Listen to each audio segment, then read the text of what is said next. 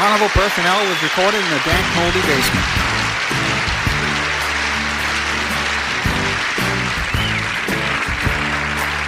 Joe and Jacques, it's Carnival Personnel. Joe and Jacques, to their wives this show is their personal hell. Well, the show sounds the same every single week. Pats are great, Trump is lame, and Joe barely speaks. Who you think still listening? Who you think still listening? Besides Jim and Biff, yeah. And don't forget Richard. Here's a random review. No one cares about you two, Joe and Jacques. Joe and Jacques, Joe and Jacques, Joe and Jacques. Hey, Biff. Why don't they play poker in the jungle? Maybe you should have asked him when he was here earlier. Because there's too many cheetahs. Cheetahs.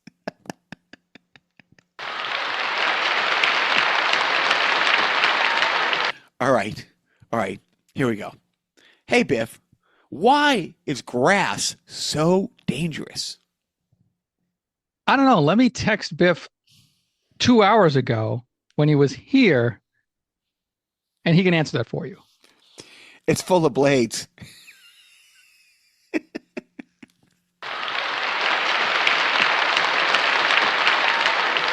I neither heard nor laughed at those jokes.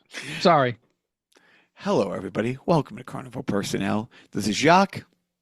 I'm angry because we had a thing. We did. So this is Joe. Yeah, but it's a new podcast. And we're working the kinks out. Tech things are going to happen early on in podcasting. So what happened was Jacques logged on, all three of us early. We all agreed to meet online at a specific time because Jacques is on the West Coast right now, on assignment. And then when he logged in also from 1999 because that's the kind of connection he had. Not Space 1999 because they wouldn't have it all worked out by then. Right. So but Biff and I were, on our standard connections. Jacques logged off.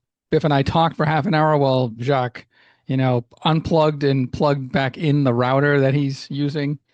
Long story short, we kind of decide to maybe we'll catch up next week to record when, Jacques is back in town or whatever, back, in his home. Well, his current home, his legal residence in Massachusetts. Turns out an hour after we all log off, Jacques just texted me out of the blue. I sent you a link, and I'm in the middle of eating my lunch cereal, as I do, eating my bachelor chow, and all of us. It's a Futurama joke, and so now it's just me and Jacques because Biff took the opportunity to actually live his life for the rest of the day. God bless him. There is no God. There really isn't, but I'm just saying that. But we're here now, and before we begin this podcast, big shout out to the guest 2 weeks ago because we didn't do a podcast last week, which is fine because that was a delightful episode that deserved to be posted for 2 weeks. With Cam K. Morton. And as I said, the K is for comedy. Met the guy doing stand-up when I started a couple years ago, but he's a big boy, TV, he produces real shows, very impressive IMDb. If it's been shot in Boston in the past 20 years, starting with The Town, he was a PA on that all the way through, being AD on some, series and stuff like that. But he just launched his own, comedy channel, Glovebox Television, doing lots of sketches, lots of fun monologue pieces, lots of fun reviews of MBTA stations around the great New England area. So definitely check out, Cam K. Morton and Glovebox Comedy and Glovebox Comedy Television. Three great follows on the socials, but that was super fun. But now we're back here, and yes, there was a great trip full of fun and excitement, where Joe went to Mecca this past week. So let's talk about the big trip, Joe going to Mecca. By Mecca, Jacques is referring to, hold on, I have to finish chewing my cereal. Fun spot in Laconia, New Hampshire. I think it's Laconia, which is a 2-hour drive from where I live. For Jacques, that's like a trip to the grocery store. For me and my family, it's kind of a trek. Also, like just before that, my family and I went down to visit relatives in Cape Cod, which was a 90-minute drive. Fun fact, when we went, just a sidebar for a bit, we drove down Friday evening, or last Friday evening, to the Cape. I wake up at 5 a.m. and I'm thinking, you know what? It's going to be very, very hot. And I left the air conditioning off in our house. I don't want to come back to melted video game systems and cartridges in a hot home. I'm going to drive back up and turn the air conditioning on. So yeah, I spent the first 3 hours essentially of my vacation in Cape Cod driving back to the Boston area just to turn on my air conditioning and then drive back down, which was fine. It was actually a breeze, you know, it was a nice, you know, Saturday morning jaunt. But here's what I heard. You drove down to the Cape with your family and you immediately left them. Abandoned my family. Yeah. You made the decision. These last 2 hours, let me know all I want to know about these semi-strangers. I got to go back home to make sure my video games are fine. And your wife said, sure, go. Yeah. You know? Well, yeah. Well, no, I mean, you know, obviously, and I didn't want my Plex computer to malfunction because God forbid you try to log into my Plex. Dude. And it had overheated and, you know, was rendered useless, useless. I've from the watched heat. 9-10 seasons of Doctor Who on your Plex, which means I only have another 34 to go. So that would, you know, but tell us more about like the arcade up in Laconia, because that was a big thing. You loved it. Yes, it was a fun time. So we went up a couple days ago. My 2 kids and I, by kids I mean grown ass men, to Fun Spot. I've heard tell about the largest arcade in the United States, as they advertise themselves to be. And you know what? I have no proof to the contrary, because it's 3 floors of exciting fun. It's, you know, it's tucked away in Laconia, which is also kind of like every year Laconia has like this big biker thing, like that, like all the bikers go up there for, you know, bike week or whatever they call it. But that's in June. Fun fact, my wife and I went up to Laconia on our honeymoon, quote unquote honeymoon. We kind of had a shotgun wedding. It's a long story. But the weekend we went up there, we didn't realize was bike week. And we chose Laconia. Well, it was just by coincidence that you were up there with your, you know, assless leather chaps. So, you know, people thought, oh, okay, you know. That's all the chaps that I had. I didn't have any assed chaps. The only chaps available to me were assless. But anyway, so Fun Spot. Fantastic. Big arcade. And again, time with those roommates of yours. Yes, right. So we don't have to say how old Joe's children are, but if he punches them, it is not child abuse. It's just simply assault. Yes, that's right. I only have to serve 5 to 10 years. It's you know, I could do that standing up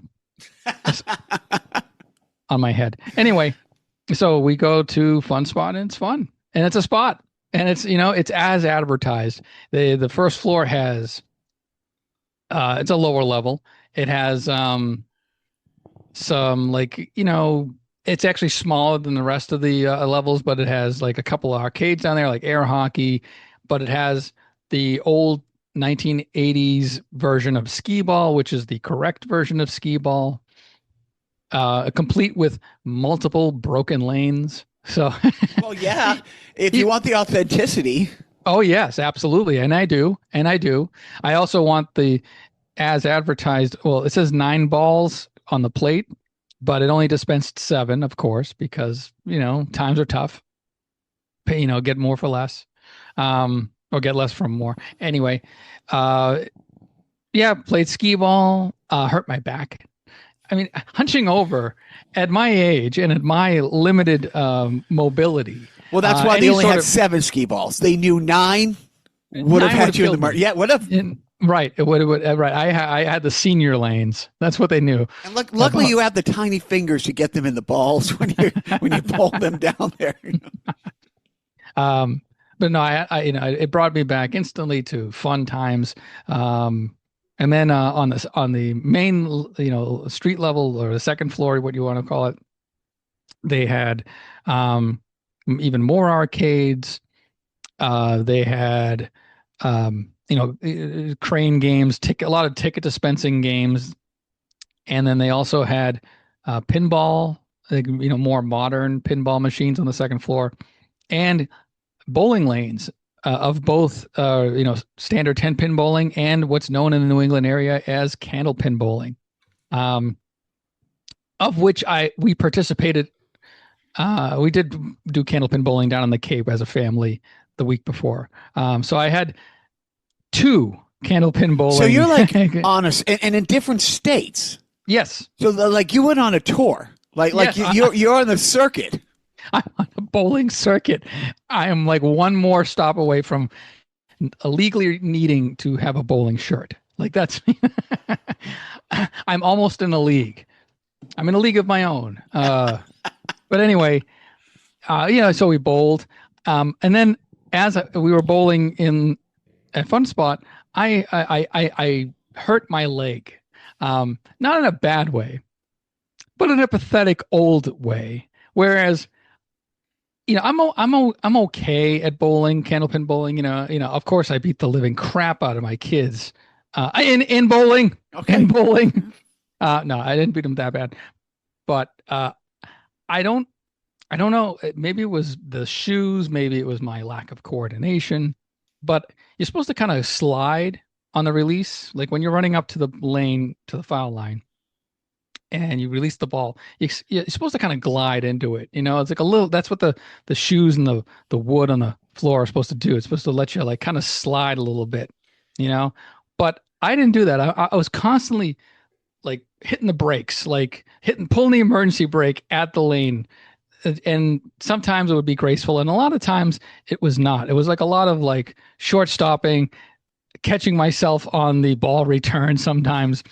And the top part of my thighs hurt now because and it hurt during like the 5th or 6th frame of my first game of bowling. I was like, I think I pulled something candlepin bowling. I see you going up there a la Mr. Burns. Yeah, right. Oh my God, the ball Mr. Burns looked like he looked like Bo Jackson compared to me.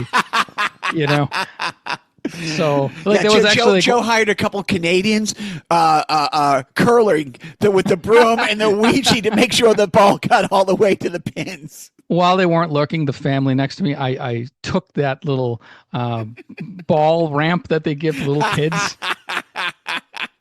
That's what I. It was fine, but we had a good time. I as bad as we might have been at candlepin bowling, we enjoyed the experience for the most part. Dude, it would be sad if you were better at it. Like I think I think that is a sadness. Not that you did this as a family and have fun, not that you hurt your back sneezing, but that you did it as a fun. But if this is something you are good at, or worse, you are collectively good at, meaning you make your children do this on a regular basis, that would be where the sadness comes in. And you know what? I will neither confirm nor deny if my wife suggested doing that more regularly when we all did it as a family. And I was like, it's kind of hard to, find a candlepin bowling lane nowadays. And this whole little jaunt cost us about $60, or 40, whatever the hell it was. But I'm like, we're not doing that on a regular basis. Like that money has to go towards, extra value meals at Wendy's. It's like anything else. Like you get swooped up in the hysteria of the moment, but then no, we're good. You know Right. what? We'll do that next year. You know, and Yeah. and then when you do it, you say, "This was fun. We should do this more often." And then, like, you know, you leave. It's like, you know, yes, you should go to the beach every day, but no, you're not going to the beach every day. It's the No. whole thing, you know. Yeah, Go to the exactly. beach Especially one like day. the white pasty people like ourselves. Like we are indoor cats. You know, we're not. Yeah, and that's the other thing. We went to the Cape, and we also went to the beach down in the Cape for a day, which was very nice. The water was very warm. I stood up in it elegantly. I don't know what this black magic is of lying down horizontally upon the surface of the water. You know what? I don't practice voodoo, nor do I care to learn how. I know that if I just want to go in, you know, chest high, you know, dare I say shoulder high, I'll do that. As long as my feet are firmly planted on the ground, then, you know, Joe's having a great time in the ocean. My final, of course, my last trip to the beach, however, will be where I just walk into the ocean and keep walking with the rocks in my pockets. When I lose all my money bowling, that's what. But I'm burying the lead on Fun Spot. The upper floor had all of the old. They actually had like a little tiny museum kind of setup where they had a display case, in which the display case they had. Get this, a Coleco Atom computer. Have you ever heard of this? ColecoVision put out a computer in 1985 that didn't sell well, and they actually had one. You don't have one? So do I. Yeah, I was going to say, it's like, wait, I know. Wait, I've seen an Atom before. Oh, right. In my basement. Well, in the climate controlled vault that you make sure you go to great lengths that you know, the climate control is functioning. That's right. Exactly. If I had a lapse in judgment in that climate control. That's why I drove 90 minutes back to make sure that the climate was controlled. So in any case, but the arcade, you know, they had a bunch of old, like 1950s, 1960s pinball machines, you know, all through the decades. They had a lot of, you know, just classic arcade games. They had all the Donkey Kongs, including a couple of bootleg arcade Donkey Kong games. One was called Donkey Kong 2, which I had never played. So the official license progression of Donkey Kong games, if you're not familiar, was Donkey Kong Jr., and then Donkey Kong 3. Donkey Kong 2, however, was some sort of wacky ROM hack bootleg, which also had like nice artwork on the bezel. And I took a picture of it and I played it, and it is balls hard. I couldn't get past level 1. And I put in you know, even, and like one token gave you 6 guys, and I still couldn't get past level 1, despite how many tokens I buried into this thing. But then there was also another one called Crazy Kong. Yeah, you know, but then they had the Star Wars arcade game where, you know, the old nice, you know, the one from like the 1980 version where you sit down in the arcade cabinet and it's like these, like what's called vector graphics, where you're in an X-wing and you're, you know, dispatched to shoot down TIE fighters and blow up the Death Star, and then lather, rinse, repeat. You know, there was an arcade of Afterburner, which was like a 1980s Sega game where you're flying a plane and the whole cabinet rocks from side to side. Just like those tactile experiences that you can't get from emulation or, you know, some sort of a re-release on a home console. And also the communal thing of being at a place like that where other people are enjoying that level of happiness. Speaking of other people, there were a lot of other people. Not a big diverse crowd. You know, granted, it was so much of a throwback spot that I almost felt like I was in an exclusive kind of place where, no, I mean, there were a couple of people of color milling about. It's New Hampshire. It's Laconia, New Hampshire. Yeah, it's the middle of New Hampshire. But we also went on like the one rainy day of the week, which was perfect arcade weather, you know, so it was like 70 something degrees out and raining. And every like everybody brought their, families and little kids and teenagers and stuff. Like, I think we were the only like mature, group of people there. By the way, when I was there, somebody, my son said, somebody called our names. And I'm like, or two of like, like there were the three of us, me and my two sons. And somebody said Joe and one of my son's names, apparently. And my my second son reported that to me. And I'm like, no, that's just a coincidence. Cause I'm like, we're in Laconia, New Hampshire. Like we're a fun spot, like nobody's coming here like that I know. And turns out it was somebody that. There was another Bort there. Yes. And that's why there's no Bort keychains. Apparently somebody that we knew from like a long time ago, like 15 years ago, who was like a parent of a kid of like a classmate of my older sons from 15 years ago back in, the old place, recognized us and saw us and called our names. And I'm like, yeah, I didn't turn around. I'm like, I didn't know, so, but then that person caught up with my wife online and said, I think I saw your husband at Fun Spot in New Hampshire. Yep. That was me. Oh, well, that's. But anyways, I was so glad that you had a good trip and the Cape was fun. So you've enjoyed your respite. Yes. Yeah. My vacation was kind of vacating. It was very nice. We did some miniature golf down. Oh, all the boring. I'm a basic bitch, man. Blue collar, white trash. I love it. Did you have mayonnaise sandwiches while you were doing the bowling or the mini golfing? They were sold out. There were just so many other white people there. And any pizza in a cup? Not around. You know what? They ran that guy out of business now.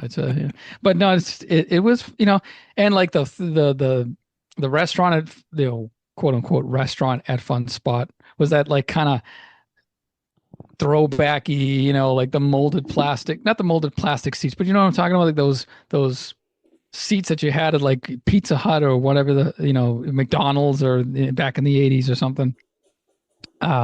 It was just such a like an old fashioned kind of throwback place. I'm like, yeah, this is kind of where I want to die. Like right here, just, give me a coronary as I eat this cheese dog. It was it was a fun spot. 4 out of 4 stars. Nice. It does make me happy when you're excited about, anything. Yeah, pretty much. Yeah. Like, I mean, honestly, you would enjoy it for like half an hour. Yeah. And you'd be like, you know what? All right, let's go on. There's some sort of there's a much better amusement park 200 miles from here that I'm going to go to. Let's go there, and I'll say no. I'm going to stay right here with my white trash people. But they're nice people. Hey, only half of them voted for Trump. Only half. Okay, maybe more than half. It is Laconia, Well, you know what? I'm lying. A lot of those people aren't old enough to vote, but someday. Yep. They're old enough to work in the salt mines, though. Which they're coming. No, those are coming. And I feel I, bad. for one, welcome our new overlords. And it's a bummer that those people are too young to vote. What with never getting the opportunity to vote in the future, right? Now that we are legally doing away with it. No, dude, I was so happy. So yeah, now let's get off of my boring rambling week recap. What about you? You actually traveled. So it is. I'm out in LA, and it is the best of times. It is the best of times. The first 5 days out, I was out here with my not so little guys. I mean, one of them is on the cusp of being an adult. So, I if I do punch him, it will, but also if I do punch him, it's like, and the cops come, it's like, well, you're bigger than him. He's old, this is kind of on you, but it was great. And there's lots of people I wanted to see, lots of meetings I wanted to have, lots of mics and comedy stuff I wanted to do. So I stayed like an extra 5 days, which is why I'm still here. And I knew a few friends were going to be out of town until you know, like the past couple days I'm here, but I didn't even want to call people. I wasn't going to, bring the boys over to Biff's, which they love Biff. They love going to Biff's, but it's like, they're not like wow by the pool. Like, you know what I mean? It's like they're here for specific things that they want to do.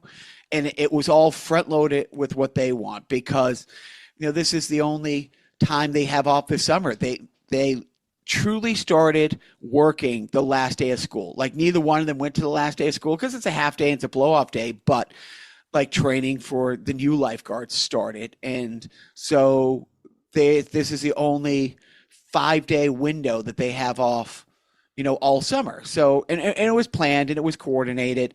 And like I said, Joe said, they love theme parks. They love the beach, but they just love LA. And they were 4 and 7 when we left here to move to Qatar.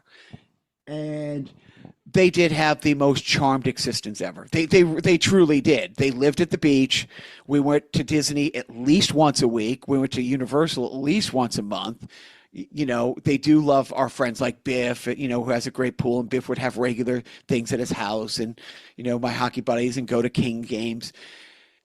I don't know how much they really remember, or they remember being told how great their life was here. And I mean magical, where they were such sound sleepers. We would put them in the car at like 5:30 to drive to, Disney because the garage opened at like 6:30 and in line at 7 and in the park at 7:30. And we would stay till midnight, and they would fall asleep in the stroller on the way back to the tram to get to the garage. So they would wake up in Disney, like they would wake up in the stroller being pushed into the gates of Disney, and just magic. And then they would magically wake up in their bed. And that was just their life. Or it's just, not like a beach day. It's like, let's walk the 5 houses down and, spend a few hours down there. So that was their life. And it was great. And then they have all the pictures. So, but now when they come back, that's all it is. It's not real world. And it's like, they just fall back into that. So we got off the plane, and the first night we went to see, it was world premiere opening night of Fantastic Four, which is a Disney movie. And there's a 100-plus-year-old Disney movie theater called the El Capitan. It shares a wall with where Jimmy Kimmel shoots his show, right there at Hollywood and Highland. And it's fantastic. And they do it right. They have the first floor where you come in, and there's a balcony, but the first floor you come in, it's they have the giant size like figures from the movie and all this stuff, and all these photo op things. It was a VIP thing, so it was like $50 a ticket, but you got this souvenir like trash bucket, like, with popcorn, Fantastic Four, soda. And the thing is, they were just filling sodas, putting on a counter. It was come and get all you want. Like, it was all you could eat, popcorn and sodas and that. You got a lanyard. And then the El Capitan has a basement where they have props from the movie or whatever it is. And in this case, they had, I forget the name of the company, Joe, but of course, anytime a big movie like this comes out, it comes out in coordination with, that's right, a new video game. And so it was, they had like 4 stations, and there was people from the video game company, like, showing you how to, get in, how to pick your characters from the movie. And it was just, it's Street Fighter. It's Marvel's Rivals. It's all those, fighting, games. Oh, was it Capcom? Kaboom? No. Oh, maybe it was okay. It was Kaboom. It was Kaboom. I'm pretty sure it was the Kaboom was a company, or maybe that was a company that. But it was fun. So the promotion company, yeah. So it was, and dude, it's so great because they have. It's not an organ, but it looks like an organ, like. I don't know what you call it, like a harpsichord, whatever it is, but it's a 3-4 level thing that comes up out of the stage. And for an hour before the movie, the guy's playing all the famous songs from the different Disney movies and the Marvel movies. And it's, oh boy, it's pretty awesome. And then when the movie starts, it's one of those almost comical things from a Looney Tune cartoon where there's like 8 curtains that open up sideways, come up from the panel. One drops down to the ground. One says asbestos. Like, but it's just all the pomp and circumstance you can want. So you're watching this brand new movie in this gorgeous 100-something-year-old theater with it, so you feel like you went back in time to it. You know what I mean? It's gorgeous. It's restored. So that was day one. That was just, day one. Day two was beach day, and it was really nice because so my son's going into his junior year, and he talks about moving out here all the time. And again, it's why wouldn't he talk about it? Because the only time he's been out here, it's awesome. And they have such amazing. And look, in Boston, like Middlesex Community College, they're great. They're all over the place. Northern Essex is a good school. But out here, it's different. They're full-on campuses. Santa Monica Community College, Pasadena, Community College is bigger than Bridgewater State College, where my niece went, bigger than Fitchburg, where I went, or North Adams, where my sister went. They are great, and they're also free for state residents. And if you're not a state resident, it's like $40 a credit. A year? A credit, So, and it's 12 credits as a full-time student, and my son was like, wait, what? I'm like, yeah, that's these schools. They used to be free. Now they've made them free again. But as you drive around LA, they're so competitive with each other, not just on sports and college, junior college and community college sports out here. Like the football stadium there is bigger than any high school football stadium back home. It probably seats like 3,000 people type thing. But billboards like number one in transfers to USC, number one in transfers to UCLA, they compete on that level. And again, and more people are like, yeah, those colleges are now 60, 80,000 a year. So if I can send my kid to get an associate's degree and change his major 3 times before he locks on the major he really wants for 80 grand, we'll have him do this. And there's a big Olympic-sized pool, which I was a little bummed because I thought and I assumed that Santa Monica College had a swim team, which they don't. Oh. But the pool was hopping, and I said, let's go talk to the manager of this pool because both my boys are lifeguards. And when we talked to them about, hey, tell me the deal with this pool. It's run by the city of Santa Monica, and it's open year-round. And it starts off $2 or $3 more, than my sons make. And they make great. I mean, they make $20 an hour, a 15-year-old making $20 an hour doing a job he loves. There it's like 22, 23. And my son asked, what certifications do you have? And they're like, oh, you need X, Y, and C. He goes, do you need this? And she's like, no. Because he has been doing it for 3 years now. So she truly turned around and says, do you want a job here? It's like, we are just visiting. But he got really excited because and then we walked from Santa Monica College, down to the beach and went to it's a huge building, the lifeguard station on Santa Monica Beach. And that is the fire department, and talked to them for a half hour. And to get a job as a beach lifeguard, it's like there's a 6-week academy program, and it pays a little more, but it's also so much harder. My son's like, yeah, I'm fine doing this. So he did. He had a great time seeing that, great time at the beach. And the Santa Monica Pier, you can't see a movie that doesn't have the big Ferris wheel that's right on, that extends like a half mile into the water. It's in everything. It's in the first Iron Man movie. It's in the first. That's where they go, and the first Despicable Me.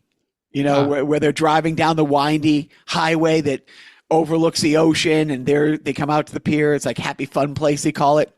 And then the next day, spent the $600 to get the season passes. $900 for the 3 of us. But it's unlimited. And we come back so much, but spent the extra $90 to get in an hour early because they open up Mario Land an hour early. So it's like, that's how they get you. But it's one of those things, you get right down there and you get an hour, you get right on the ride. And by the time you get down there, because it's about a half-mile walk from the gate all the way down there, and it's immersive. You feel like you are in a Mario game. Like it's 360 immersive. You can't see the rest of the park. You go through the tunnel.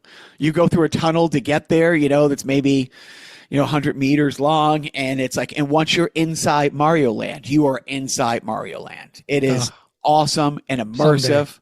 Yeah. Maybe on my next week's vacation, which is coming up in a month, maybe. And then they're always hiding these little like characters from other games in the Nintendo universe, like Beakman's World or Pikmin. There's these Pikmin characters that you would know. Yeah. And then they have all these hidden things that dude, it's great. It's hard to explain. Look it up. Yeah, I've seen some videos of it and it looks really cool. So, and you can drive Mario Kart. Yeah. And what looks insane is it doesn't open till next year. They are doing this Fast and Furious ride that loops the entire park. So Universal Studios is built on a mountain. And so the upper level of the park, it's maybe like, I don't know, 20 square acres, let's just say. And it's awesome. But then you either go right and you go down 10 flights of steps and you get on the tram ride, which goes around the studio, which is on the bottom of the mountain, or you go the other side where Mario is, Jurassic World and all that stuff. And again, you're going down 10 flights. Well, this Fast and the Furious ride will loop under the stairs and over the stairs. It will transform. It's not like when they did, Jurassic Park when I was out here like 30 years ago when I first moved out here when that ride came out. And they open a whole new wing of the park based on this. This literally stretches the length of the park. And it's the whole park. Like, just seeing it makes you say, holy fuck. No, so it's great. So but when we go to a theme park, it's like, we pay to get in and they let you in a half hour early than the hour early, and you can walk to the end of the street and everything's open. It's immersive. So we walked through the gates of the park at 7:30 and we left the park at about 8:00 at night, and it just don't stop. That's right. Don't even hydrate. Just keep going. Just, it's expensive as all the park stuff is. They're very good about letting you bring food in. And stuff like that. Yeah, because there's so many people, like Joe's kids have some stuff, dietary like issues and allergies, and my kids, which is always a pain when the four of them would be together because they all have tons of shit but different shit. So we're all eating together separately. If Joe and I got pizza, it would have to be from 3 different places because one can't eat this, one can't eat that, and then my asshole will only eat this. What I mean? It's like by choice. By choice. Then the next day, we went to, and I'm very happy it worked out. But last year I went to an LAFC football game, Los Angeles Football Club soccer, and it is in the Latino section of town, and it is the Galaxy. It's mostly people who look like me and Joe going to the game, and people from Orange County coming down to go to the game. I like how like a town named Los Angeles has a Latino part of town. Gentrification is a real thing, man. It's But you know what I mean. Awful lot of honkies. But it's great because the tailgate, like the Galaxy doesn't have tailgating like this. And the food, 90% I can't eat because it's meat-based in the boys, but it smells awesome. And my sons have gotten really good at haggling, buying jerseys off the vendors outside. So my little guy knows he can get his favorite player inside for the, LAFC. And maybe there's a couple other jerseys for like Messi because he's in the MLS. But outside, you can buy Barcelona jerseys and Real Madrid jerseys and AC Milan jerseys. And for the price of 3 or 4 outside and haggling, you can get one jersey inside. And truly, the quality is about the same. It truly, it's not like ironed on numbers. It's stitched on numbers. And my boy, the youngest one, because he's been to enough of these games and he's seen me negotiate and it didn't work out and walk away and have the guy come chasing after you 10 minutes later, seeing you headed to another vendor, outside selling clothes out of a bag. I got my friend, Renetsky, a very nice LAFC Hello Kitty sweatshirt. Nice. He didn't have it in my size. Otherwise I'd be rocking that. But so there's one section, a quarter of the stadium that they let them bring drums in and whistles and those giant flags. And one of which, every time I've been to this game, it's the size of like, seriously, it's an obnoxiously big flag, all of them, but one is a pride flag. It's very inclusive.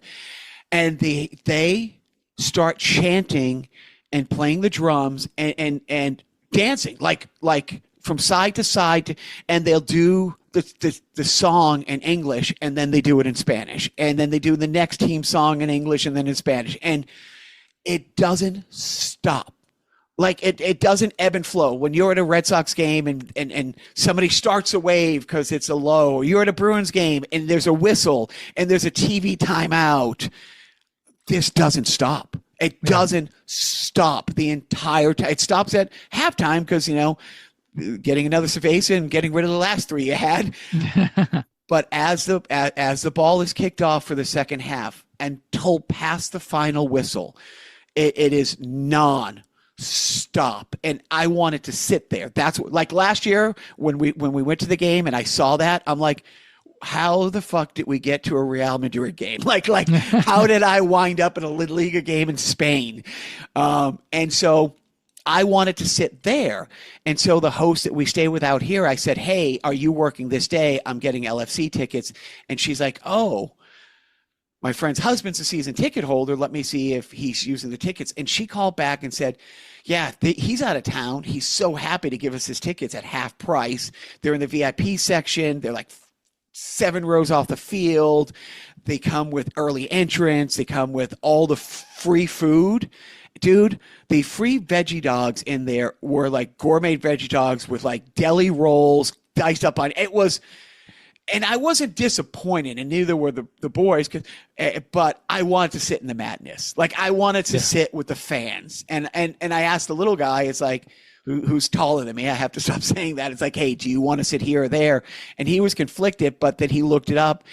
You can stand in the tunnel where the players come out and high five them as they're going onto the pitch. So he's like, I want to do that. So I'm like, VIP tickets it is, and even half price, they were like $100 a piece, where I could have sit in the Insanity for like 38, but this is what they wanted to do.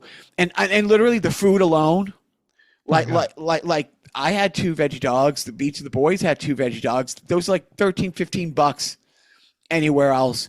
So that was amazing. And then the next day we went back to Universal for 12 hours, and then they got on a plane. They had a great time, but they also had a learning experience because they now want to travel more by themselves. They want to come out here by themselves because the oldest one can drive, and there's a car out here, and there's a free place to stay. And Five Nights at Freddy's is the theme of this year's Halloween Horror Nights, and that's their Star Wars. That's their Star Trek. So it's like, yes, they will come back twice. And traveling is free because, we have so many miles on our cards. It's like most of traveling's free, but I'm not going to be able to make all these trips. So I told them before we leave, you can look at it now. You can plan now. You can plan when we land. But I didn't book anything Thursday night. We maybe could have come home. We would have got to our friend's house at 2, been able to go to Universal a few hours, and then to Fantastic Four. But I planned on exactly what happened. They didn't plan ahead. They didn't prep, because I told them, once we get off the plane, I'm not doing a goddamn thing. You got to figure out what bus we get on to get to the bus station near our friend's house, get the Uber, and get to her house. And if they ask me, and they didn't ask me before, it's like, what's her address? What city is it? So they did nothing. And he was the oldest, and we talked about it in family therapy. I'm like, okay, this is what happens when we land in LA, you guys. And I traveled to LA with somebody a couple years ago. I won't mention their name, my wife.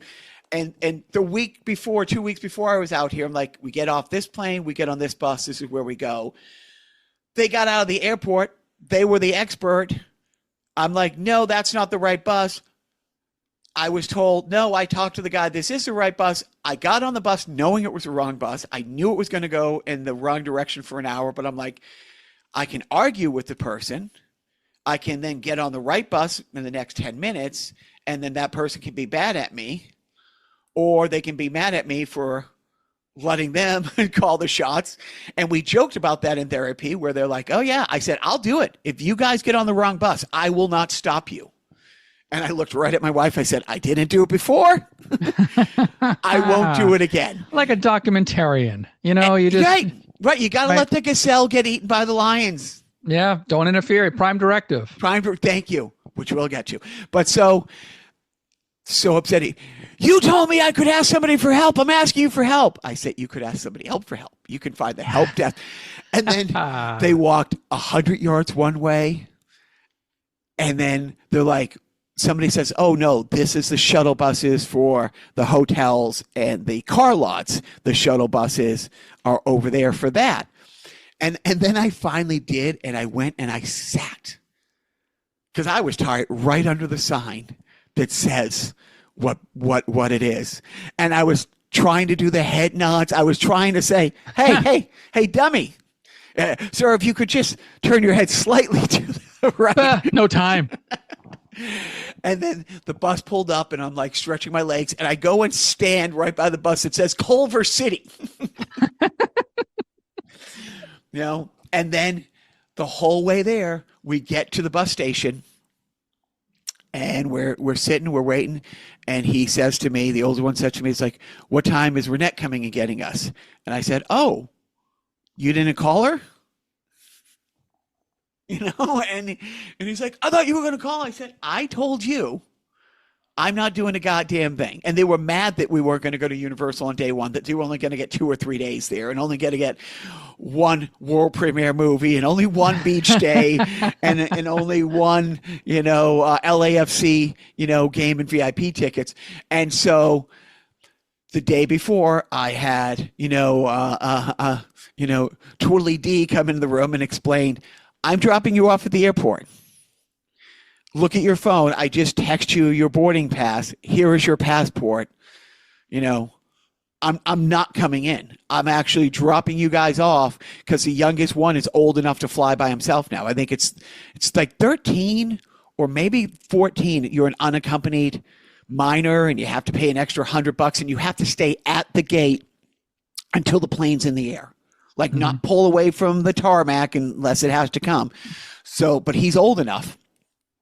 And so I'm like, I am dropping you off and there is a mic of an hour away that starts in an hour and a half that I'm driving straight to and signing up. So not only am I dropping you off, in an hour and a half, I'm turning my phone off because I'm going to record my set. So my phone will be off. So you can call Mama in Boston and she can walk you through things.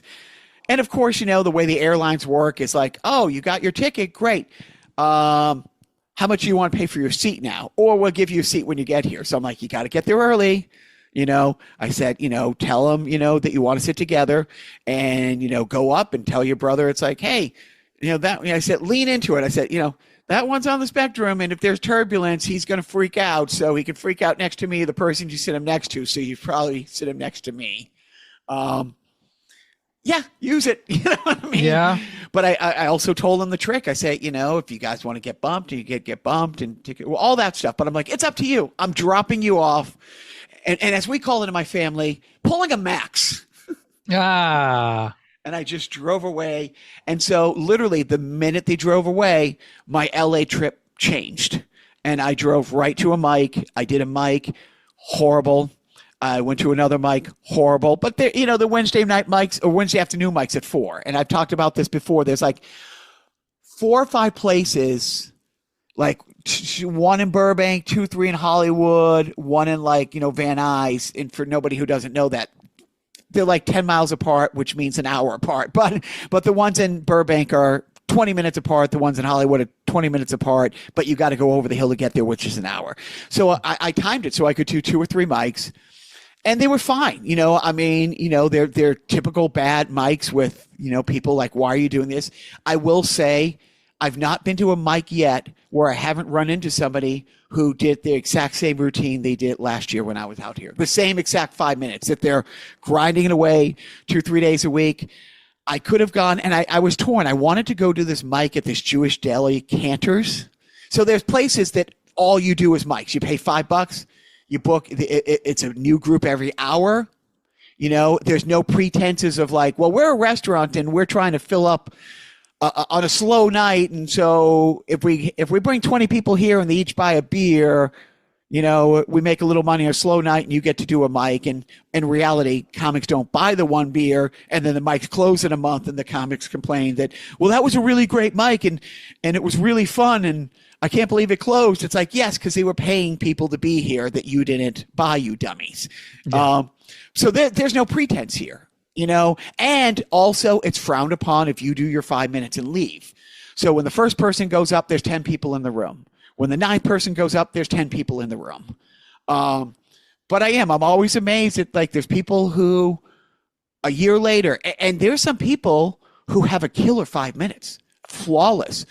Like I was telling, our good friend Wayne from Open Mic Pain, podcast OMP, it's like we're doing this contest again coming up, the Wicked Funny one. Anthony and I are in it with Wayne, and a couple of these people will probably win it, or at least finish in the top 3, but they don't have 7 minutes. And their 5 minutes is flawless. And I saw it last year when I started this, and I don't get it. But I wanted to do Cantor's just to say I did Cantor's Deli. It's a famous deli, not for comedy, for being this amazing deli in Hollywood for 100 years. But I was only going to be here for one Wednesday, and that's when Laugh Factory has their open mic. Mm-hmm. So I go online and I read. It's like, doors at 6, you line up at 4:30, first 10 people in line, guaranteed a spot, and then it's out of a bucket. So I get there at 4, I'm 9th in line. They open the doors at 6, but the guy comes out first and says, yeah, the first 5 people are guaranteed, and the next 5, including me, were like, well, online it says this, and the guy says, well, online it's wrong. Mm-hmm. Well, they were wrong, weren't they? And then the fun part is like, yeah, we're there's so many here today. We're doing 2-minute sets. I'm like, okay, all right. Well, what is my best 2 minutes? Knock, knock. Time. Yeah. Hey, how's everybody doing? Get off the stage. But I did it. It was, here's the other thing. So I'm like, okay, well, that's kicking the pants 1. Okay, that's kicking the pants 2. I sit, Brandon files in. The guy goes up, who's the door guy there. I will say this. The guy explains the rules. He goes, you all know the rules. I see you all the time. And he points to the lady in the back who's the booker for the club who books spots. So they actually have somebody there to give real spots. And then there's a radio guy, like a legit radio guy from one of the adult not adult contemporary stations, but he has it. Hey, blah, blah, blah. And he's the morning guy. So, dude, it was the best, campiest stuff in between the comics. And he shit on every comic, but in really fun ways. You know what I mean? Huh. But just as I know I'm not going to be in the top 5 of the 5, and then we're going to do the bucket, blah, blah, blah. And as I'm setting up the tripod that I just bought and all this stuff, it's like, and remember, if you're filming the set, we will throw you out. You will be on the list. You can't come back. We do film the sets if you get invited back. And I'm like, okay, so did I go to the Laugh Factory? Did the tree fall in the forest? And I was happy to say there's like 25 people went up, and I was one of the 4 or 5 people I kind of feel bad because they read the names of the people to go over and talk to the lady, who books on the side. And I wish it was like, we have your email addresses, or when you signed up online, or we have this, or we have that. I didn't want to be singled out. You know what I mean? I didn't want. And then there was one guy who was so bad. It was like painfully bad, who was asking why he didn't get picked. Yeah. And it was like, and there was a couple people who were something that was a curveball for a lot of people. It's a clean mic. They're like, you can use innuendos. You know what I mean? You can say balloon knot, but don't say asshole. You can no vulgarity and blah blah blah. And you could tell that through people. Right. So I was boinking my girlfriend. The aristocrats. Right. I was doing I've had sex. What's so unappealing about hearing your elderly father talk about sex? And then I go over and then the lady's like, okay, so we're booking out in November. So what dates? And I'm like, I will be in Boston. That is home. But thank you for asking. And the lady's like, well, you know, and she says, like, this is this guy's email. If you come back to town, let him know, and blah, blah, blah. And, you know, this, it was great, dude. It was great, you know, but. Yeah. I mean, what did you expect? You went up to a mic. It was awesome. A tryout mic. Right. It was awesome. It was everything I wanted. You know what I mean? It's like, I don't have to do it again. You know what I mean? Because like Dante does it on a regular basis. So if I coordinate and Dante's, you know, in town, I'll just do 20 minutes opening for Dante there or in Vegas. But I honestly, that was the day I dropped the boys off. I went to the first Bat mic and then I went to that and it was fine. You know, there was a few people, like I said, if there was 24 people, and there was like 30 some people in the room. They could only do so many before they have to open the doors for hey, you fucks get out of here. We have the real people coming in now. And here's the other thing. There was no bar. Nothing was open.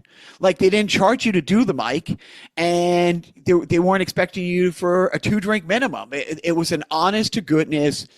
Yeah, we use this to scout talent. So, you know, it was fun. It was really great. So I've now done the Comedy Store. I've now done the Laugh Factory. I haven't done the Improv. I won't do that this time out.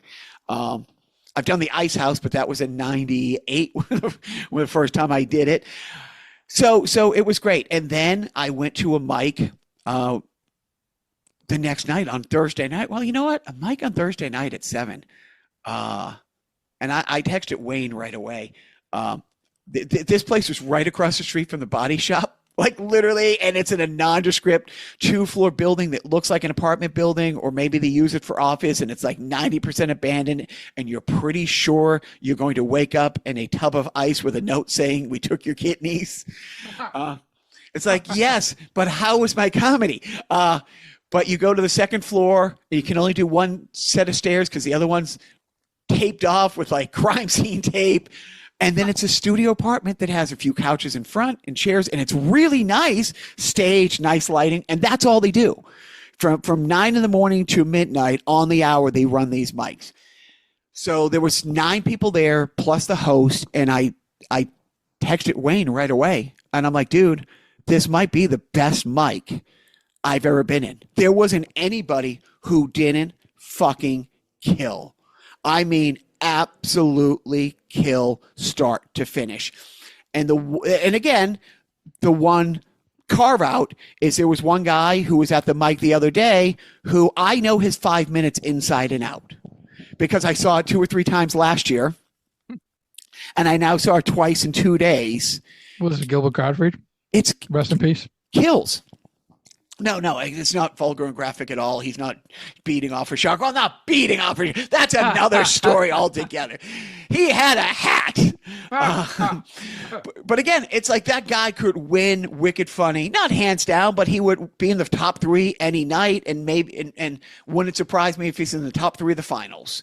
You know, original stuff, really good, cleanish, you know, different perspective. He's a house husband and his wife's, a doctor, and she comes home and talks about how she saves his life. And he talks about how he saved, $40 off on these Bed Bath & Beyond towels. And then the whole routine is like all the other doctors, when he has to go to the doctor parties, their significant others are, if they're not doctors, are lawyers. And he has to pretend he knows anything. It's a great 5 minutes. I don't think he has 7, And then I went to a mic that night, same thing. Joe, here was why that might have been the best mic I've ever been to. It's a really cool place. They have a poster of Phyllis Diller. These nice frame posters of Phyllis Diller, Moms Mabley, just the classics. You know what I mean? And it's another one. There's 2. It's called Fourth Wall Mic. There's one in Hollywood, and it's big and it's nice and stage. This one, again, blacked out windows. It's next to like the 4-store thing. It's like a 7-Eleven, a Filipino restaurant.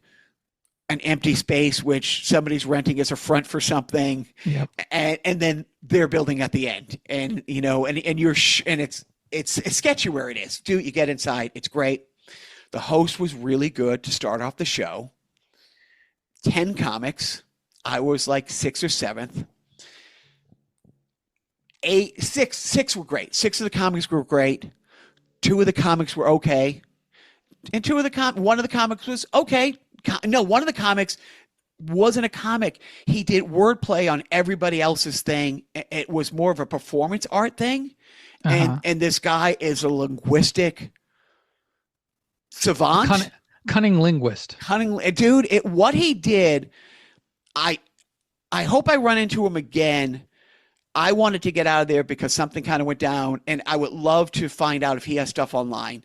And then there was one comic, and you can tell he's a regular. People know him. Horribly racist. He starts off and within the first 30 seconds is talking Chinese, and white guy, mid-30s, completely comfortable doing a good 30 seconds of the Chinese voice. With egg roll comes 3. With 3, you get egg roll. Yeah. There's horribly racist, which is what you're describing. And then there's wonderfully racist, which is Anthony Jeselnik. 100%. Right. 100%. But then the Chinese guy makes a faux pas, which is a weird thing for me to use a French reference now. When I talk about, he then simulated the Japanese ritual of ritual suicide. And I'm like, okay, so now you're mocking the wrong culture. You're doing a Chinese voice. It was like an Asian blend with, Asian fusion, I think is what it's called. And there was a couple times, the host in the back, big black guy, beard, gorgeous voice, just like you would pay to hear him read the phone book if phone books were still out. You know what I mean? You're like, and you can hear him once he's like, move on. Like, he's not going to stop you. His job, you do your comedy. You tell your truth, man. You tell your truth.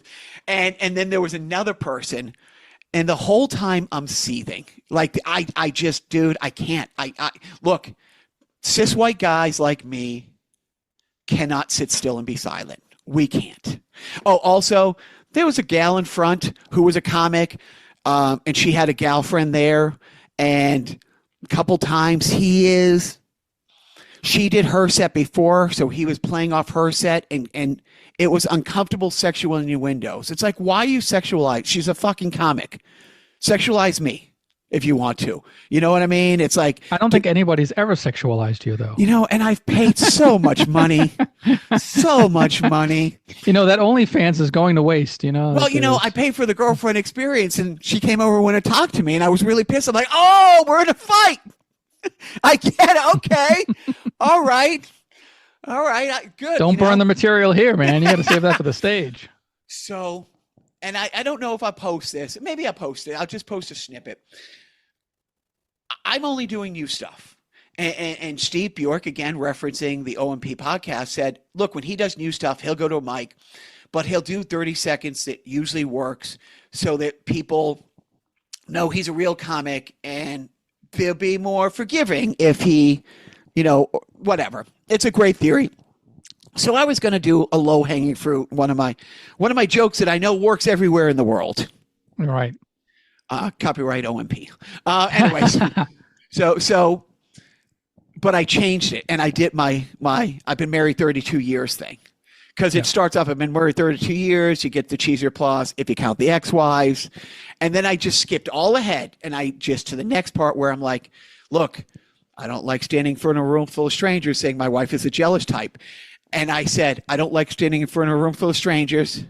And I pointed right at the guy and a really racist comic and let everybody, vaguely racist comic. And then I turned to the side, how I kind of do. Oh, my vaguely racist comic. And I waited. Huge round of applause. Huge round of applause. And then I turned to the side, I said, minus the vaguely. And I waited, and about half the people caught that, Yeah. And I got another, not as big a round of laughter, but I got a really good. You got greedy. You got greedy. You double dipped.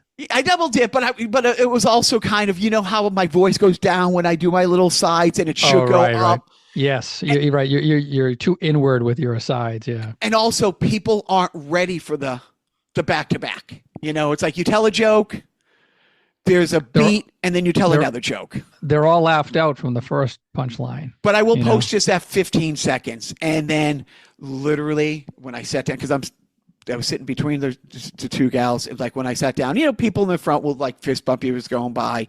And one of them turned around and she's like, thank you. And then the guy behind me, like literally leaned in, like, when the next guy was on, it's like, he's like that all the time, And I'm like, okay. So you know what?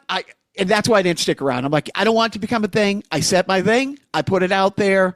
He's not going to grow. He's not going to learn from this, but at least I said something. Here's why it was arguably one of the best mics ever. So the host comes to do, hey, this was fun. Get out of here. The 10 o'clock people are coming in next.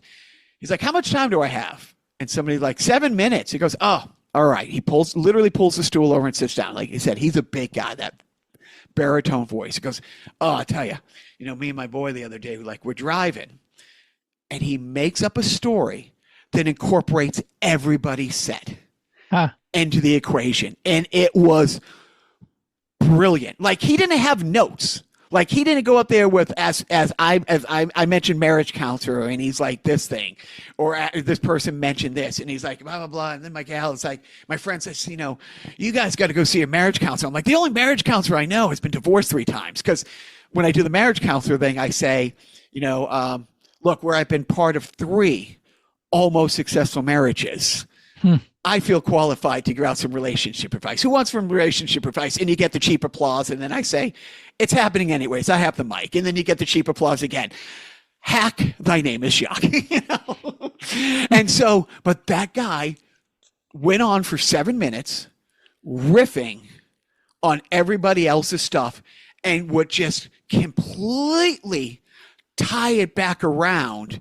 And I'm like, this is a professional guy. This is you, years of improv, years of stand-up. I mean, this, and so there's all these open mic rooms. So there's these 5 rooms that go throughout the day, but there's also 10 places every afternoon and night at a bar, a pop-up show here. So that's why there's so many people here, and they're filled. Like if you don't sign up, you'll be surprised that people will hit a mic on their way to work. People are hitting a mic at lunch. People are hitting a mic on the way home. People work second shift. So people work third shift, so that 9 a.m. mic is 7 p.m. for them. Yep. So they're filled. But like I said to Wayne, it's not filled with better quality caliber. So I've gone to a couple of shitty mics where it's been like the shitty mics that I've been to. And then I've been to some mics where it's like, this is where the cream rises to the top type thing. This is why I want to be here. I want to be competing with them, not people asking me for advice at the other ones, type thing. But the talent wise, like I've done, when I met Wayne and Anthony, and some of those other pals, like our friend Dan, Justin, who was on the text chain with us, it's like, yeah, those 4 guys, the best mic that I went to, if Wayne and Anthony walked in with their best 5 minutes, they're in the top 3 or 4. You know what I mean? They're in the top 2 or 3. There's a couple people a little more polished who are doing mic 6 days a week. This is why they moved out here and they've been doing it longer. But those guys are in it. And then there's some people who you want to say, wait, you've been doing it 7 years. I saw you do that 5 minutes 2 years ago, and you're still doing this. And so, and then you know what? I've been upset with races back home. But again, so far, my favorite mic, not the best mic, but I did the barbershop one in Englewood again. And when I walked in, dude, I was a returning war hero. Huh. I mean, these guys recognize me, and again, I'd say I did great. I tweeted, I Instagram and Facebook out, and I texted a bunch of people saying, hey, starts at 8:30. It's on Facebook. It's Instagram. Here's the link, yada, yada. And at like 8:45, 9, people are like, hey, I thought it was at 8:30. And I'm like, I'm not supposed to say CPT. I'm in a barbershop in Englewood. And I made it through for an hour. And then I had to step outside. And I won't post it. Maybe I'll post it if I can blur out the guy's face. But when I say it's a real working barbershop. You're standing in between the 4 chairs. Capacity, you can get 12 to 14 people in there. But then you got 15, 20 people outside, heads popping through the window and the door. You know what I mean? Every single one of them, except for me, is smoking a Bob Marley joint. Like the size of a baby's arm. And I sent it to, I think I sent it to you, Joe, and I know I sent it to Wayne and Anthony, 5-second clip of the guy who runs the 2 cameras, like lighting up. And truly it's a 9-inch, Cuban cigar level type thing. And then passing the rum around. And dude, it's awesome. I don't drink, but I'm never walking in empty-handed. So I brought in a case of beer, and every time the guy who runs it's like, dude, you don't have to do this, as he's opening one and handing it to me. But it's great, dude. They're so welcoming. And I stayed outside for another 15 minutes. I came back in for another 15. I knew last year I learned, because this is the 3rd time I've done it, I bring extra clothes and I strip down to my skivvies, at the parking lot down the street, where I won't say the name of the corner restaurant, because then people will think I'm being racist. And I put it in a trash bag, and I put it in my friend's trunk, and I put on a different hoodie, and I have to walk in. It all goes right in the laundry, and there's no way I'm not high. There's no way it's not a contact high. If I get pulled over, there's no way of saying, look, I don't smoke weed. Yeah. But I did. I did really well again. And again, it's one of those things where I did the bird feeder thing, because somebody had mentioned, a bird before that. And I do anybody's significant other, asks if they come home and say you're about to buy a $150 bird feeder.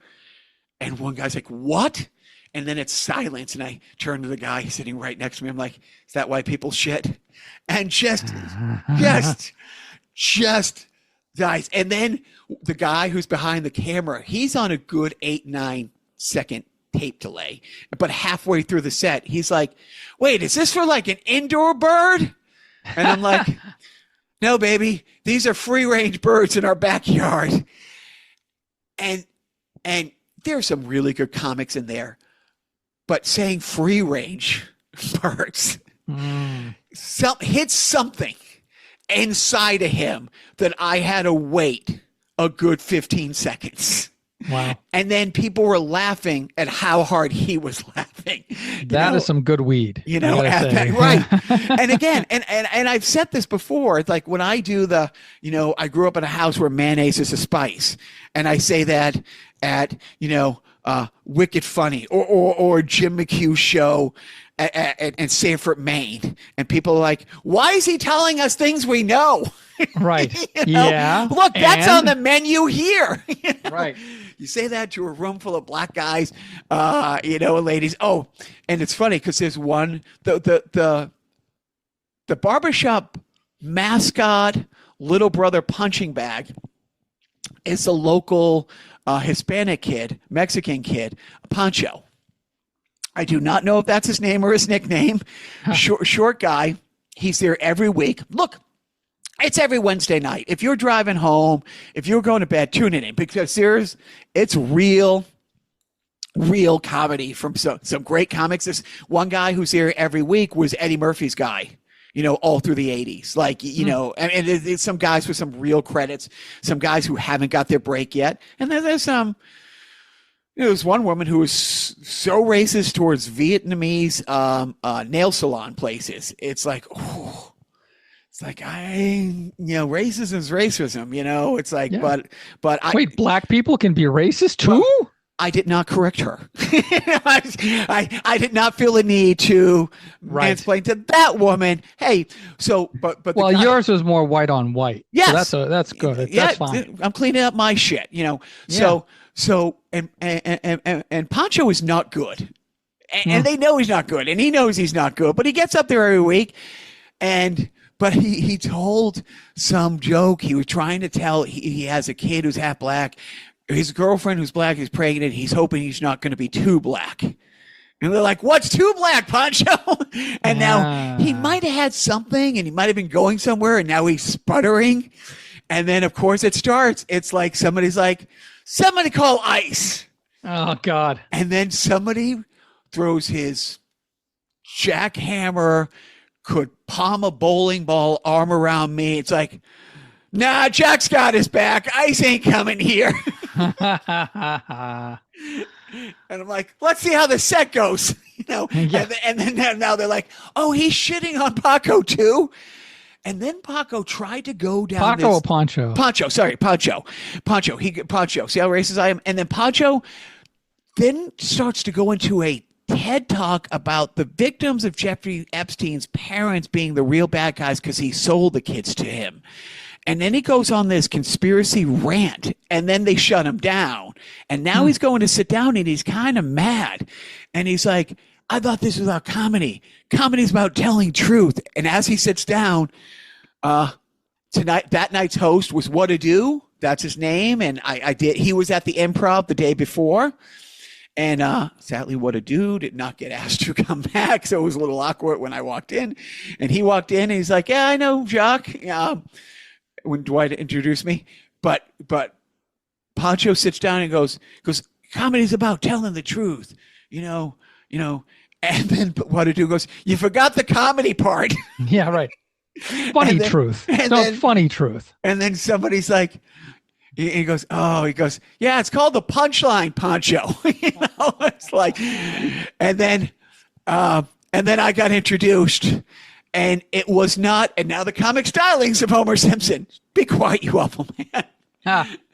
But I'm like, I said, well, this isn't going to be good. And I pointed at Pancho. I said, but it ain't going to be that. And that was my first joke. Sorry, man. Yeah, you got to step on them to get up to the top.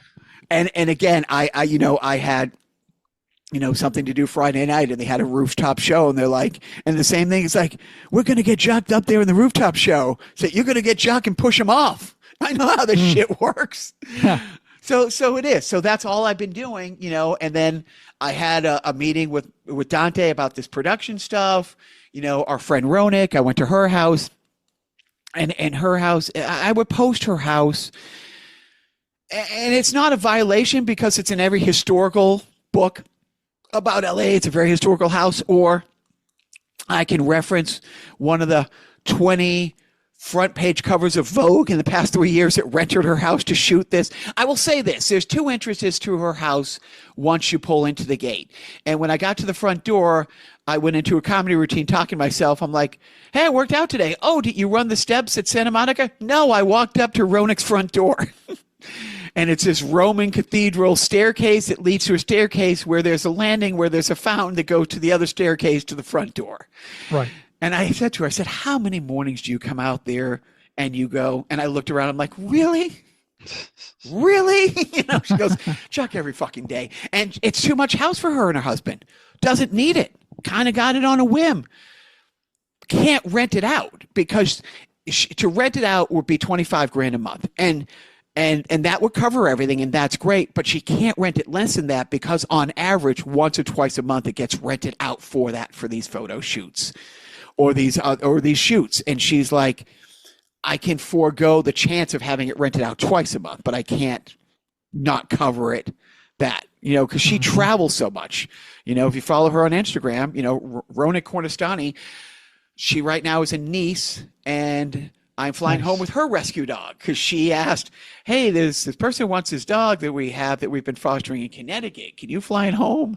She didn't say that. She's like, I might have to fly to Boston. I'm like, I'll take it home. She goes, I didn't want to ask, but I knew you would. And she's a sweetheart. And then, and I'm meeting Bill Fay about Happy Texas on Monday. And then the former guest on Carnival Personnel, the voice of, was it Blind Alligator? Blind Bunny? No. The guy who does the voiceovers. I'm trying to think of the Kung Fu Panda voices that he does. Oh, yeah. Winding Road Pictures. Right. So I'm going to be having lunch with him and hopefully my friend who created the Lab Rats, Henry Danger, and some other There's the Amazings or something like that, or it's a family of supervillains who are in witness relocation. Yeah. And so I'm having lunch with them. And friend of the podcast, Jenna, I had lunch with her last night because last time I was in town, I hooked her up with Dante, who hooked him up. So she's writing a book with one of his clients now. It's going very, very well.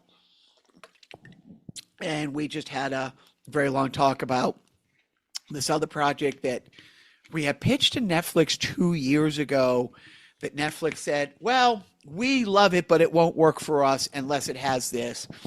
And so now she's like, I can't let go of that. We should revisit it. And I am trying to schedule a meeting when I get back with Elizabeth Warren, but that's a different story for a different day. Yeah. It's a show called Civics, and basically it's a modern day. Are there projects that you just keep to yourself until like they're actually fleshed out? Like maybe don't publicize these. No, things. It's fine. But no one's going to take it, and if they do, good luck. You know, if you can get it sold, and I couldn't, God bless you, because it's going to be a great show, and I like to see it. You know, but it's a modern kind of schoolhouse rock because the biggest problems, it's kind of on both sides, but more on one side than the other. People truly don't know what an amendment is. Mm-hmm. Well, you can't take away guns. It's the Second Amendment. And it's like, you just use the word that justifies taking it out because it's an amendment. You know, you could drink, and they had an amendment that said you couldn't drink. And then 6 years later, they didn't take that amendment out. They put in another amendment to nullify the other one. I think it's the 12th and 15th amendments. So that's why you have amendments. Like there's the sheer fact that you say you can't take guns, it's because it's in the Constitution. First of all, no, it's not. It was an amendment to the Constitution, and the word amend means yes, that you can. But people just don't basically know that.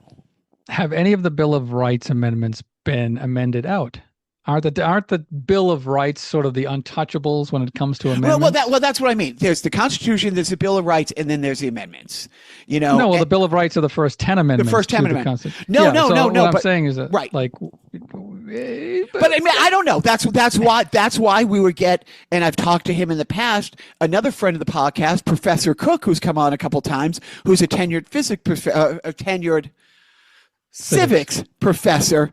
Ross is a physics professor that we've had on. We've had some smart people on this thing, and we have you and Biff. So we should do a sketch called Civics Today. We know. I think that would be genius. But that's the whole thing. And so we had this long talk about, you know, so her point of view is we have to have somebody on, like we have to have the rival moment in the trailer that grabs people. I said, right. But it has to grab people who need to hear this show. It can't be a grabber. It can't be people who agree with us. Like, it has to be a teachable thing. So you take a controversial thing where maybe a conservative might be, you were right, I was less right, you know. But it's like, okay, and maybe it's a First Amendment. It's like people 5 years ago were on one side were saying, you know, free speech, and now those same people are limiting free speech. So what is free speech? And again, the whole, can you yell fire in a movie theater? So do we have, and what I said, it's like, yeah, we can get Elizabeth Warren to do a promo with us, you know, if it's flushed out, if it's for Netflix, but we need somebody on the other side who still is respected, who you can have a voice of reason. And it's a very short list. I mean, literally, and I hate that I'm going to say this because I hate this person. Is it Liz Cheney, who at least does believe? Yeah, but she's been booed out of the right wing. No, she's been booed out of that faction of it. But right, same thing. Like Mitt Romney has been chased out, but he is still a very respected in the conservative circles voice of reason, who's being drowned out by the voice of unreason. Right. I guess you can't. There's no reaching the unreasonable. Right. Like they're a lost cause. It's the very middle ground conservatives that you're trying to like maybe coax back into reality. Or, I mean, and that's the thing. It's not saying you're wrong for voting for this and this is what you should believe and you're wrong for cutting 17 million people off healthcare so that you can pay $200 million to paint a gold ballroom at the White House. And he's doing that, sidebar, because he ain't leaving. Like you don't put on an addition to the apartment you're renting if your lease is going to be up. Anyways, back to this. But that's the whole point. It's like people do not know the difference between what a state can do, what a state can't do, what a federal judge can do. And that's in flux, and that changes all the time. But the basic tenets of what the Constitution is, what it actually says, because so many people will say, well, that's in the Constitution. It's not. I mean, the things that get quoted from the Bible, that were in a Doctor Who episode. I might be talking about myself. So we had this talk. So I said, if you want to grab the people that we want to grab, the trailer would have to be not that we're in the wrong, where they might be more right, or they have a really good take on why their thing is different, not just because, like Jim Jeffries says, look, the only argument for guns is I like guns. I want my guns. Yeah. Because he breaks down why for safety it's a bullshit argument, or why for protection, or what I mean, it's a straw man argument. The only argument, and your argument back to that is like, okay, you like guns. I get that. You know what I mean? That's the only real argument. So I said the 30-second clip would have to be, Elizabeth Warren saying, I think XYZ, and Mitt Romney saying, well, actually, I see it as this, and her saying, yeah, Mitt, I can see that. Not like you're right, I'm wrong, but kind of the first shot across the bow is a nod to, we're not coming after your guns. We're not coming after you to lecture you, tell you you're wrong. Can we have an honest discussion about what civics is? And again, they systematically have been taking it out of the schools the last 30, 40 years because they don't want you to know. Like Schoolhouse Rock, they wanted us to know like how a bill gets to the House. They wanted us to know, how the levers of government work. They, remember Bob Dole being out there on the campaign trail with the MTV Rock the Vote, trying to get people to register to vote. But ever since then, they've been trying to keep people from being able to vote, and they don't want you to know civics. So anyways, so that's what is so hard about, I had one vacation with the boys where it was not a vacation at all. It was very expensive, me being an Uber driver, taking them to the most amazing things. And it was great. It was every moment was awesome. One bad moment, but every other moment was awesome. And then as soon as I dropped him off, it's like, okay, I get to go write comedy. I get to hang out with, other successful comics. Like, the Mike Katrobas there is the Dante here. You know what I mean? The Steve Bjork there is the Sally Mullins here, and then have pitch meetings, talk with people who aren't trying to develop things, because, Dante ran into a production problem that I've talked enough that I won't bore you with, but it's the stuff that I was talking about Cam with last week. It's like, okay, 8 days into a 12-day shoot, this actress won't, there's a scene coming up she no longer wants to do that's in the contract, that there's an antecedent coordinator that she now won't do. It's 8 days into a 12-day shoot. You can't replace her. How do you solve that problem? I solved that problem, but because that's what I do. I solve problems.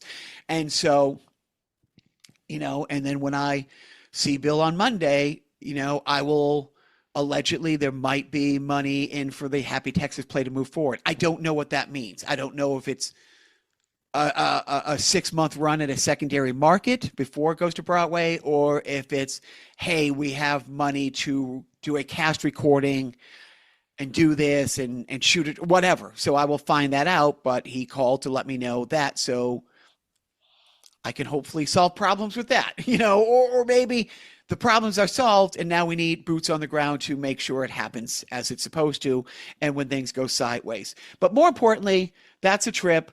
we will talk in a couple weeks about Superman. We almost might also do a sideshow about Superman and all that stuff. TV, what are you watching? Oh, what am I watching on television? Not a whole lot, because a lot of my very limited free time the past week has been occupied with other forms of entertainment, and it's all because of you. It's all your fault. I'm blaming you. Watching you. Yes, I learned it from being friends with you. So that's going to lead into video games, because I got unless you want to talk about TV real quick. TV. Yeah. Anything? TV. Yeah. I've watched Murderbot. Highly loved it. Yep. Highly loved Murderbot's great. Joe gave me the heads up on Star Trek: Strange New World. It's not everybody's Star Trek. It's campy. It knows it's a TV show. It knows it's a TV show. They have certain episodes, bottle episodes, as the kids like to call them,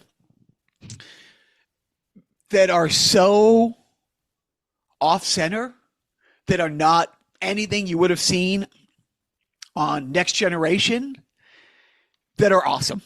Yeah. And I love it. And then it will be really serious, and then it will make me feel feelings. Mm-hmm. And then I'll be a little bit like, all right, well, this isn't my favorite episode, but hey, I like. These kids are stretching some muscles here, and it's great to see the talents. And you like the characters and the actors. The characters. And stuff. I do. Yeah. I do. And I love it's not canon. It's an Elseworld. It's playful. It's playful. So you'll see characters from the old shows and different iterations who have a similar traits, but they're not that guy, but they are. They're not that gal, but they are. Right, because there's nothing in the rule book that says that they have to follow canon. So I do. The one other thing that I took my oldest son to, and this is something that's only in LA. There's a company that once a month, a couple times a month, have a movie night in a cemetery, a very, very famous. It's called Hollywood Forever Cemetery. It's where it's one of the 2 or 3 places where the royalty is buried, and they project these movies on the back of a mausoleum, and there's about an acre of square foot in front of it, and so you're not sitting on graves, but you are at the graveyard, and they show. I saw the Addams Family. And it was fantastic. My son was amazed because, there was a prop from a movie coming up, like the heist movie. And so the truck from that movie was there, and their sponsor is Subway, and they were handing out free Subway sandwiches. And my son's like, oh, that's amazing. Like, too bad we can't have those. I'm like, it's Los Angeles. Let's walk over there anyways. And we're like, hey, you got anything for vegans? It's like, these are our vegan meatball subs. Would you like these? And he's like, what? And they're like $10 subs that they're handing you for free. Yeah.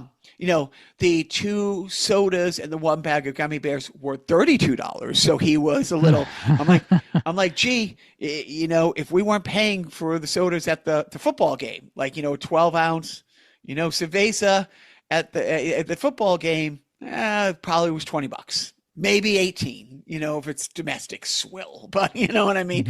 But with the tariffs and all, they have to raise the prices. Why do you say that? And now I'm going to say, Jeff Hawley introduced a bill for tariff relief for red states. Oh, he brought a bill to the floor excluding the states that would be paying for it. The blue states would be paying the tariff relief for these red states because, as he says, that's where the real workers are who's getting hurt the most. Oh, good. Great. Okay, moving on. So, I don't know if it's a sideshow next week, but I do. Maybe we'll do a sideshow with Superman. Maybe we'll do a sideshow with Biff, or Biff has to be on the next one because my son took me to see one of his Japanese anime things in the movie theaters. Like they did a limited run a couple weeks ago of Jujutsu Kaisen. And it was in Japanese and subtitled. And there was a Japanese person sitting the row behind us who asked my son how much Japanese he speaks because he probably 40 word vocabulary now in Japanese with amazing pronunciation. Nice. And it's all, my powers are stronger than yours. This is where I destroy you. You've killed my family. Yeah. He's not having a conversation with common Biff Japanese phrases from anime shows. and then he plays JoJo. Oh, I'll tell you, I'll put this out there. You know what? I'll put it out there in my parenting tips. You got a show that you've been watching, or we want to jump to parenting tips? Because you spend a lot of time with your kids. Well, I haven't been watching TV. I've been playing a little video game stuff. But what are we don't have to playing? talk Anything about good? I mean, you tell me. No, I won't tell I'm you. Just tell me the game and no specifics about the game. Okay. Maybe you got it from the library. Joe borrowed this game from the library. Go on. I have somehow gotten my hands on a Switch 2. From the library. Yes. From the library. They just hand them out of the library to all residents. Plenty of, that's the last bastion of quality, like socialist government right there. Just the availability of a Switch 2 at the library, along with the hottest game for the Switch 2, Donkey Kong Bonanza, which I might have spoken about on a previous podcast. I don't remember. It was that long ago. But in any event, I have one. I have it. I'm playing it. It is a very good time. My younger son is enjoying it as well. By the way, he's also enjoyed getting the high score at Fun Spot for the arcade game Mappy, which I don't know if you remember because probably wasn't on your radar. It's about a little like a Bobby mouse, like a police mouse. Not a bad one. Not a bad one of the good ones. But it's like it's a long story short. It's like a arcade platformer where you have to collect things and avoid getting touched by the cats, which is what I do in life. I just I don't want to get touched by cats. But he got a high score on that. But anyways, back to me. Yes, playing Donkey Kong Bonanza on the Switch 2, thanks to the good people at the library. And you know what? There's no return date. They're good about it. People do not know how accommodating the libraries are. They right. Just, it's kind of like a perpetual renewal. It's right. Like I got dibs on it. And well, you checked out a book no one's been collecting dust for years, and yes. and they're just happy that it's in a loving home. It's like a foster care thing, Yeah. and they found its forever home, so they're happy that it all just worked out. So unfortunately, I can't return it. I can't sell it. It's not mine to sell because it's from the library and it says Arlington Library on it. And I just told people where I live. Anyways, I live in Arlington. But yes, I thank you, library, for the Switch 2. That is awesome. Parenting tip. You've spent a lot of time with your kids. They look, maybe your parenting tip is can show your kid how to play video games so well they get the high score. Yeah, that's it. My parenting tip is teach your kids about history, specifically cultural history. Nowadays, a lot of cultural history is being erased by the government and by the powerful elite. Preach. There's mergers happening. There's bureaus being dissolved in the government. The Library of Congress, PBS, though all those things are going away, which threatens, the youth. It threatens their ability to learn history. So I say, take it upon yourself to teach your children history, whether it be American history or Japanese video game history. Just history. Yeah, just show them, if you want to teach them about the history of video games, take them to an arcade that has games from the 1970s and 80s. Show them all the good and bad games and bootleg games that were, made available to the youth from 40 years ago. And you know what? Maybe they'll take that knowledge and apply it in the future, because those who do not learn from history are stupid. Knowledge is good. That is on the statue out in Yes, front of Animal House. Yes. No, just kidding. Okay, so my parenting tip, legit one. Sometimes we're funny about it. That was a legit one I just said. No, What are you no, talking about? from me. Ah. Like yours are always point on. But mine, so I messed up. So I'm learning from my own mistakes. So this is a cautionary tale. I made the same mistake twice. My boys are very close, and it is awesome. And something that has brought them incredibly close the last year is JoJo's Bizarre Adventure. Mm-hmm. The oldest son has been into it for many years. The youngest son has been telling him that is the worst, stupidest, gayest show ever, and he's never watching that.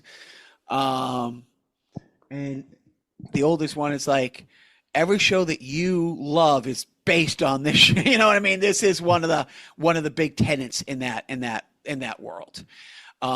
Also, for those who don't know, JoJo's Bizarre Adventure, the guy who created that show is the biggest music file you will ever meet. And all the powers to the 300 characters that come and go are based off bands and songs. So over the last few years, my son will say, do you know what Tusk is from Fleetwood Mac? Do you know what Soul Train is from the OJs? Because that's somebody's, Love Train. Stand. Love Train is their stand, their superpower.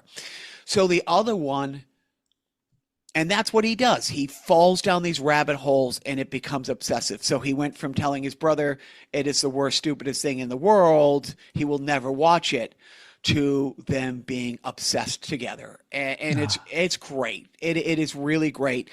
And, Doesn't it's sound funny. like a mistake there. So the younger one, but of course, the way his brain works, within weeks, he is now trolling / schooling his brother on in the weed stuff. So they argue about it, but and then he plays a JoJo video game, which is another. Anyways, so It's the fighting game, right? Yep. Here's my faux pas. So my oldest is 17, and he has been talking for a year about getting the JoJo something star. There's a guy, one of the main guys, but he has a birthmark that's a certain star on his left shoulder. He's been talking about getting that tattoo forever. And our conversation, his mom and I was like, we're all for it. Just a couple things to remember. All the tattoos I have, I would have gotten when I was 6, and I got them when I was 30. They're things I loved, and utero, you know what I mean? And, sans the Hello Kitty one I got to make a girl I was dating shut the fuck up for an afternoon. Note to self, it did not work. Anyways, but it's fine. I'm glad I got it. It's funny. But I also told him, you don't want to get tattoos where people can see them necessarily anytime soon. Get into the job market first. It's not that I don't support it if I'm realistic about being judged. No neck tattoos, no face tattoos, because the other one's like, oh, this one from another thing called Dr. Stone, the another anime book that they've just put on, and he goes, I want to get Dr. Stone's emblem, which is like E equals MC squared, and he has it on his neck, and it's like the lower neck. I'm like, you cannot get it on your neck. He goes, well, I can get it here. And I said, okay, that's fine. By the way, that's not Dr. Stone's emblem. That is the theory of relativity by somebody named Al Einstein. And no relation to Bob. Hey, you want to hear a joke? So the oldest, so we are on the Ferris wheel having this amazing moment at Santa Monica. And they say, where they're talking about getting it, it's like, maybe the oldest one wants to get it on his 18th birthday. And the youngest one is like, well, I can get it if my parents signed for me to get it. And I say, well, maybe I'll get it with you. And the look on their faces of nothing you have ever done has mattered to us. And nothing you ever do with us will matter to us again if you would go and get the JoJo tattoo with us.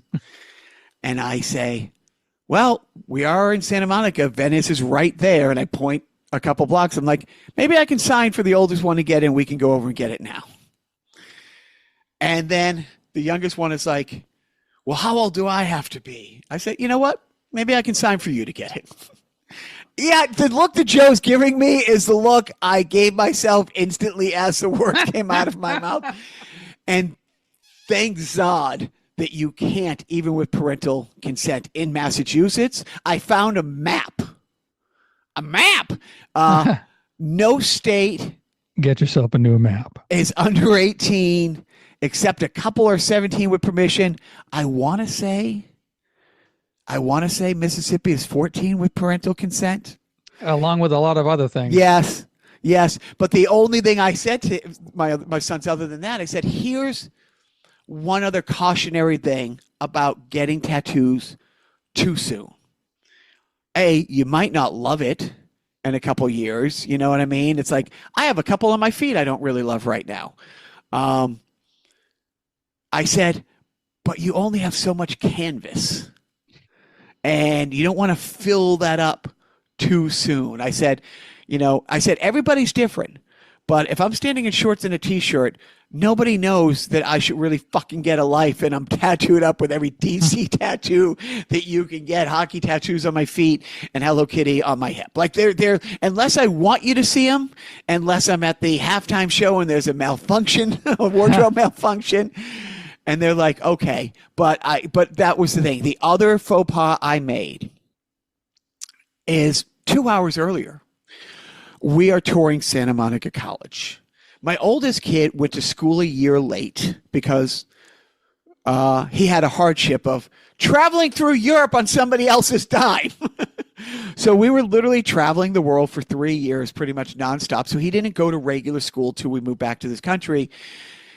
He was so much smarter than any other kid in his class, which is why he had trouble connecting with kids because he was so worldly.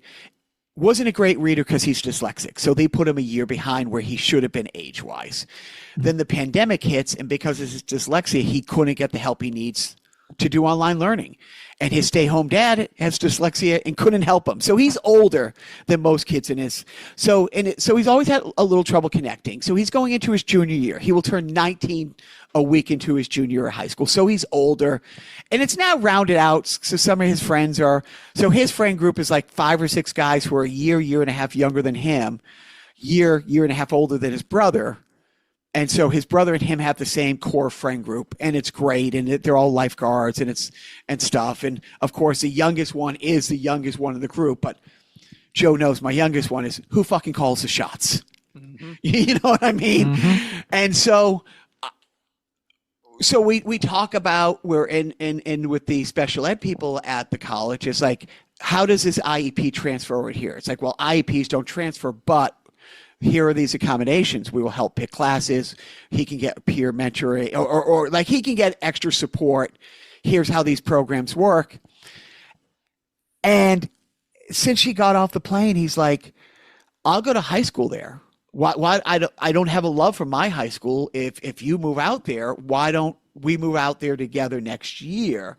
And I go to Santa Monica High, or I go, by where we stay, maybe, one of our friends, borrow an address and go to a better school there. But it's just a senior year, and I'm like, that's a tough move to be the new guy there and be a 20-year-old senior with 17-year-old seniors and be the new guy, I may or may not have asked the admin person. It's like, well, with the admin process, do you have to graduate high school or can you have a GED? And my son's like, what? I'm like, well, let's just hypothetically say you do your junior year. And then you take the GED right after that. If you pass the GED, well, now you're 18. You can start, you're 19. No, he'll be 18 starting his junior year. So I said, you'll be 19. You'll be on par with other kids starting college. You'll be in the same thing. And you don't need a high school diploma if you have a GED to start community college. And the admin person was like, well, I'm not recommending that, but you could do that. And so you're saying there's a chance. And then he relayed this information to my manager, Mm-hmm. Which is his manager. Management. It was not well received. Oh.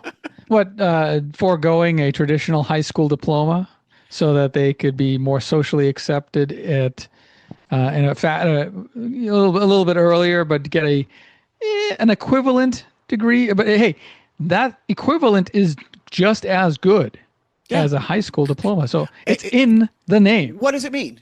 Tell the people what it means. GED. A good enough degree. No, wait, that's the Chris Rock one. No, that's what it is, baby. That's what it is. But graduate equivalency. Well, here's the deal. It's like when you fill out a form, it's like last level of education. Right, high school or GED. High school, GED, but some college, associate's degree, bachelor's degree, master's degree. DeVry, Trump University. Don't forget, like all the basic. I don't know if ITT Tech counts. Barbizon, iffy where Barbizon. I think they're East Coast Aerotech is still on the list. Yes. Hold on. Say it with me. Connecticut School of Broadcasting. What about, what was it?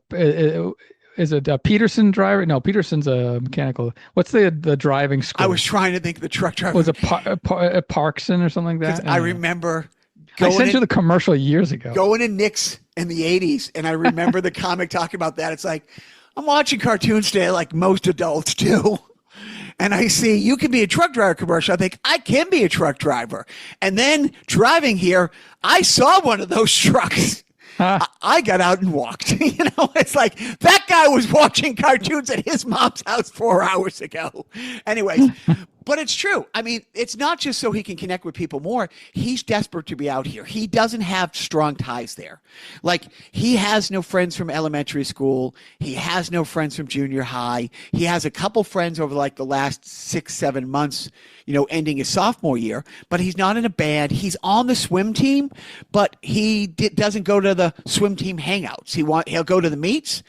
He skips every third practice because he's good enough without being at the third practice, which when he wasn't named captain in the off season, he was upset. And I'm like, yeah, you know what? It's not the best people who are the captain of the team. It's the ones who lead by example and work so hard.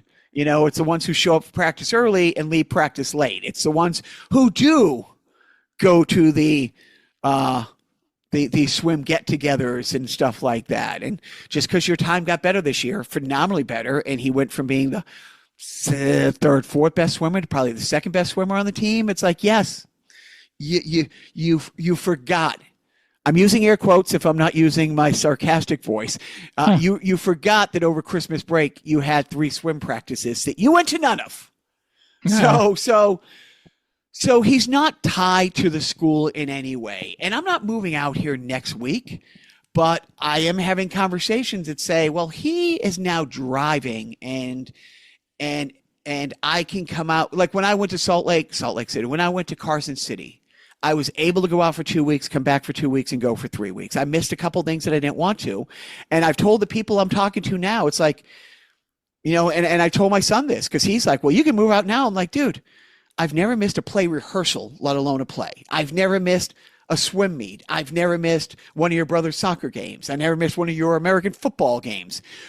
What makes you think I want to start those bad habits now? I said, I only have such a window with you guys. Like, I'm not there to support you. I'm there because you couldn't walk as a kid, and seeing you do a high school sport still baffles me beyond belief. And you inspire me, and I love you, and I want to be there. I want these memories and stuff like that. So, I'm not missing anything. I'll miss a game, but I'm not going to miss, I looked at the JV and the freshman, soccer for the little guy, if he makes it. And it's like, okay, I will miss a game, but I'm not going to miss two because there's only like an 8-10 game schedule. You know what I mean? So it's like, I told people out here, it's like after February, March, I can come out for 2 or 3 weeks before that at a time, after that. But again, when my son was all excited about living in Santa Monica and the, place we have to stay is 15 miles away, which in the morning is about an hour and 15 minutes away. So I'll say if you got one class on Monday at 10, you are in the car at 7:30, to get here on time, if you want to work at this pool. But if you want to live in Santa Monica, I think the cheapest studio apartment I found for him is $3,000 a month. Jeez. Studio to 1 bedroom. And the 1 bedroom is, it's a studio, but they put this, drywall thing held up by 2 house plants to wall off a section of the studio so they could say it's a bedroom, But I'm like, I mean, and gas out here, It's $4 if you go to Costco and have the Costco card and use the cheap gas. It's $4 for the cheap gas out here. Things cost more money. The first time we went to In-N-Out, we got off the plane, went to In-N-Out, and for the 4 of us, it was $50. Yeah, and it now hits a little guy. He's like, if he works a 6-hour shift at the pool, that's half his take-home pay for the day. For a 6-hour shift, riding his bike the 3 miles there and 3 miles home. It's like, that's a lot of money. And so I'm like, why do you think I don't order food when we go out? Why do you think I'll eat when I get home? I don't mind. It's like, I don't have to have this pretzel at a theme park. You do. I'm not taking your experience away. I can't enjoy a $15 pretzel, That's right. As my friend Andy, used to say, I can't even afford that on free blow and titty night. Like, what I mean? But my parenting tip is like, don't put something out there. Don't feed into their worst impulses because you're having a great How could you do that to a little boy? Building up his hopes and dreams and then smashing them in pieces. So, you're an inhuman monster. I told the oldest one, it's like, I will go get the JoJo tattoo with you when you get it. I don't understand it, but look, they don't understand that I got the whole world tattooed on my chest for my wife, a la Friends, or that I got a Tom Hanks Bosom Buddies love dot on my back. I forgot about those tattoos.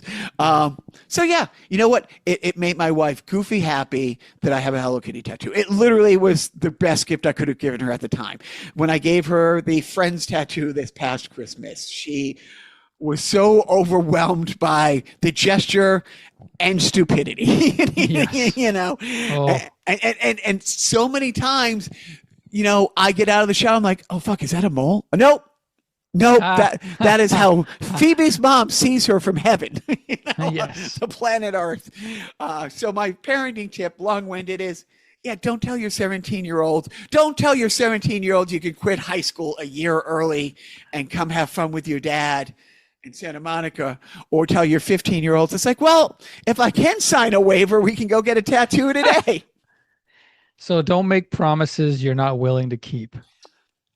I was willing to keep them. Oh, see, but all right. Well, good for you. I mean, hey, man, you live a very cool bohemian lifestyle that I am just too straight-laced and afraid to live. I couldn't. I would never get a tattoo. I mean, how would I get into heaven? They won't let me in. Can't get buried in the Jewish cemetery. No, exactly. And I mean, that's what I want to do. I mean, I want to be buried alive, but I mean, don't kink shame me. I mean, but yeah, it's you live a lifestyle that only I could only dream about. But I'm glad you're out there. You're in your happy place, that being Los Angeles County. So good for you. I will miss you because I know it's only a matter of time before I lose you to the she-devil temptress that is the West Coast, aka the best coast. Am I right? Well, that's what they say. I mean, I can't compete with all those pitch meetings. I mean, all I can give you is bitch meetings. That's all I do. Just bitching about this and bitching about that. Well, I'm wasting my talent because I'm not writing comedy when I should have been doing that since the mid '90s. Where, whatever. I got too lazy. I've always been lazy. That was my problem. But then you know what? Some of the best comedy comes from laziness. Nah, that's not true. No, anything you see on television is from real, like, hard work. Like people out there actually work hard and are super lucky. They might come off as like, whoops, I just accidentally got this sitcom. Boy, I don't know. Don't ask me how the economy works, kind of thing. No, these are extremely dedicated, driven people, of which I am not one. Jacques is definitely driven, talented. That's for the courts to decide. I don't know. It's not my bag, baby, but definitely driven, definitely has a gift. He's definitely gifted. You are in the gifted group of people, and I commend you. I commend you, sir. And yes, I commend you, listener, for listening to this very long Carnival Personnel podcast. I hope. You're giving me a stretch sign, really? That's what are we 1.5 hours under? Is that what we're usually? We're not hitting our 3-hour benchmark. This was a nice impromptu. Hey, I got my internet working. Let's podcast for 2 hours. Podcast. So good for us. We got you all caught up. It's a little longer now. It's because we weren't with you all that much over the past few weeks. So, hey, sometimes life gets in the way. And you know what? We can't tell you about our exciting lives if we're not living them. So, see, we need to do these things in order to bring you this top-notch, high-quality entertainment, infotainment, if you will. So, join us next time where I'm sure Biff will be patient enough to, wait just a little while before running off to do adult things like make food, prepare a meal,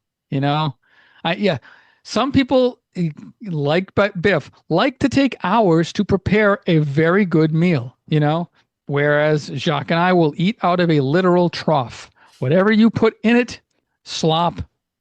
Yes, if it's vegan, he will eat it. Other miscellaneous, yes. Just put it in front of me. I am a food monster. I will eat it. I don't overeat, which is why I'm not 375 pounds. But whatever's here is a product of just indiscriminate eating. It's just like, should I have this caramel frosty swirl for the third time this week from Wendy's? Yes. Probably not. Am I pre/current diabetic? Maybe. I don't know. I don't see a doctor. But you know what? I'm a lot less picky now of an eater than I was if you knew me back in my teens, and oh my God, I was a big pain in the fucking ass. Couldn't eat shit. Now, yeah, you know what? Let's give it a try. Let's give it a whirl. I'm an easy date, which I keep telling my wife, but you know what? She doesn't want to hear it. She doesn't care.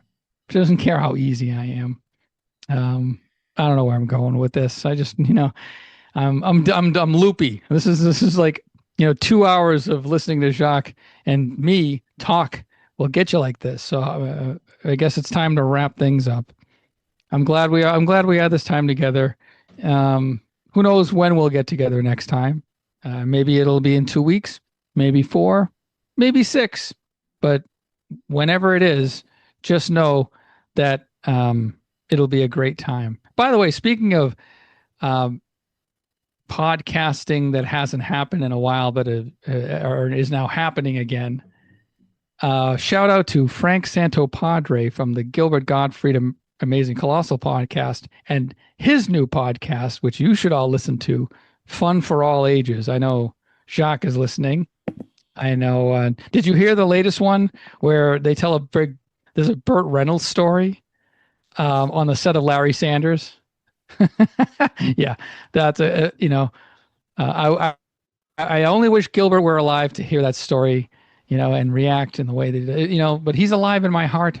And by the way, the guy that they got to do the impersonation on the Gilbert Gottfried, or the Gilbert Gottfried's impersonation on the new podcast, this guy, Barrett Letty, very funny, very, they called him Gilbot because they pitched him as an AI version of Gilbert Gottfried. But it must have been weird for Dara Gottfried, the widow of Gilbert Gottfried, to be sitting in the studio listening to some young guy do a spot-on impersonation of her deceased husband and like just laughing the entire time.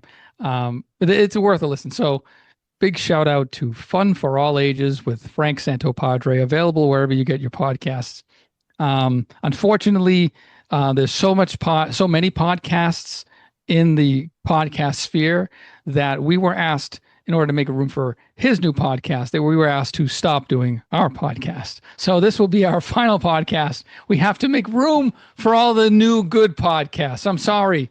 Those are the rules. There's only so much funding to go around. There's only so many Patreon dollars to be given. Oh, we don't do Patreon. Oh, okay. Maybe, I don't know. I don't know what the reason was. Maybe they just didn't want to share the same space as us for some odd reason. I don't know. Maybe they heard my Gilbert Gottfried and got offended. They just said, or maybe they heard your Gilbert Gottfried. Oh my God. Anyway, I keyed. So, well, all right. That's all. Thank you, library, for the Switch 2. I'll give it back someday. Your gesture does not go unnoticed and does not go unappreciated. And I'll get to work on your website very soon, library. In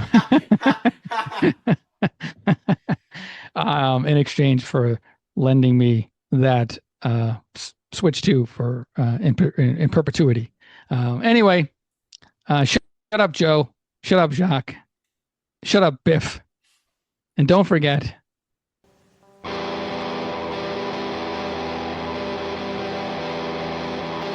just a better old man.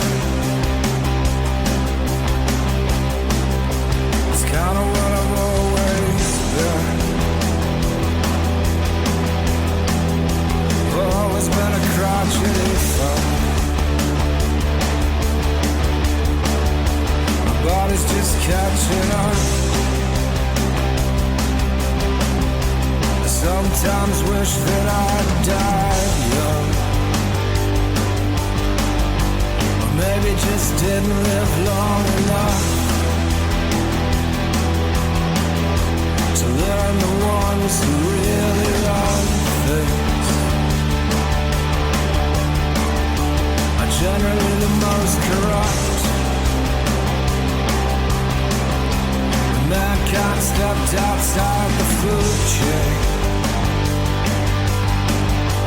we introduced a fatal flaw.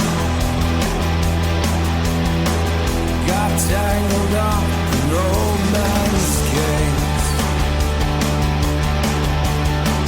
and we started to default. It's not the fastest or the strongest. It's not the brightest or the best. It's whoever holds the reins the longest.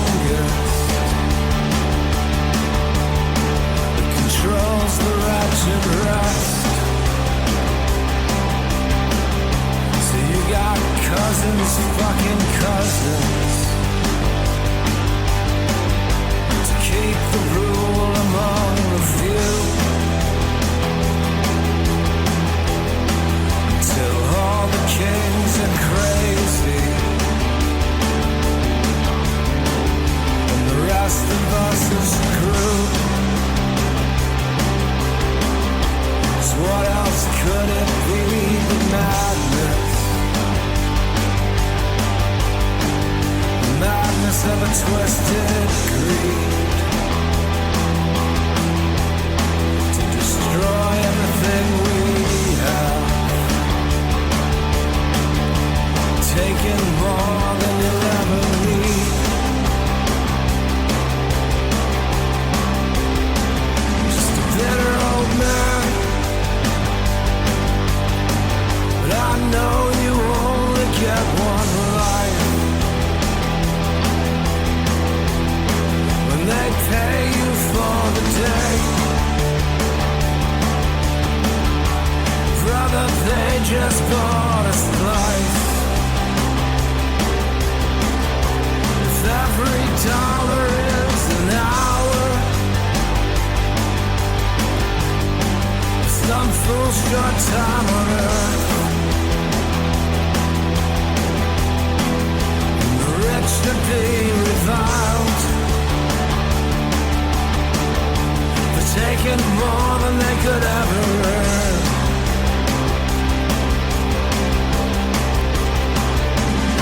If you wanna know whose prick it is, 'cause you know your cat is screwed. It's probably not some other poor slob who's twice as fucked as you. The most amazing thing of all to me and day